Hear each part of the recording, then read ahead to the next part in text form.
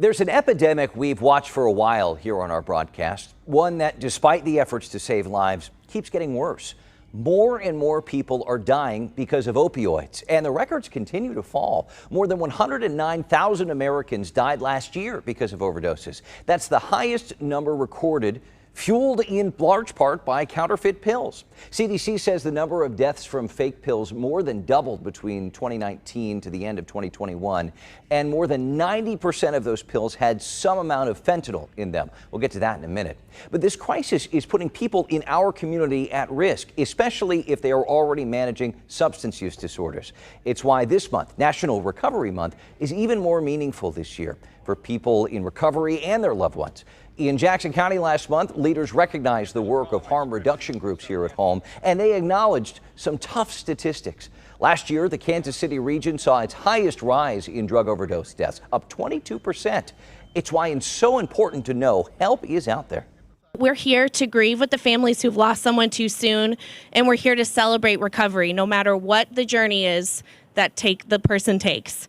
In our field, the path is never linear. Several groups were there, like First Call, which works to prevent overdoses across the metro. And their list of harm reduction tools is expanding. Once considered to be drug paraphernalia, fentanyl testing strips are now legal in both Kansas and Missouri. They're used to test street drugs for fentanyl, which we all know can be deadly even in small doses. And just this past week, naloxone, or Narcan as it's well known, became available to buy over the counter. It is a life-saving tool that can help reverse opioid overdoses.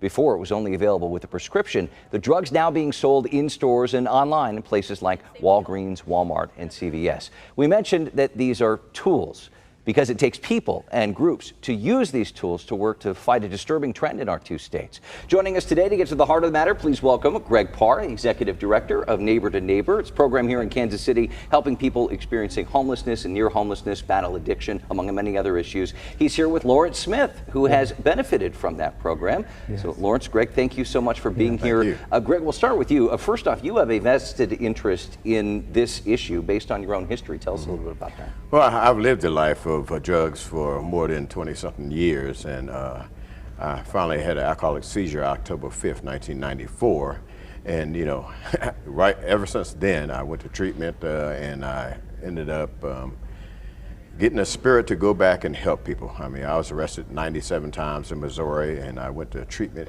in Kansas intentionally because I knew I had warrants for my arrest in Missouri.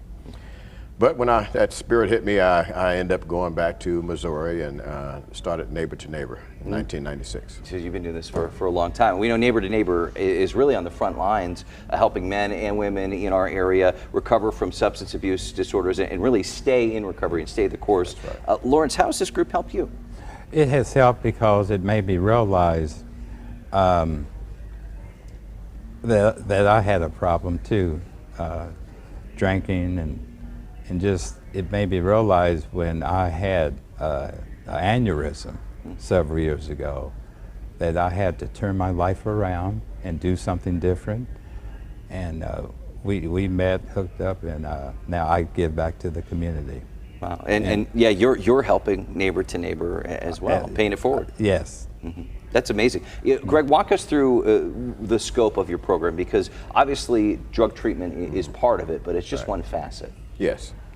Well, people find us where we are, and word of mouth really is powerful, one of our best advertising tools.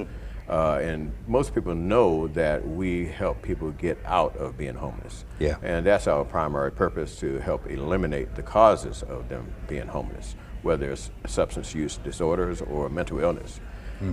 So we meet people, we try to build relationships with them. I ask them, why they're homeless, and I find out, and I talk about different types of treatment and recovery housing that the state will pay for 2 months.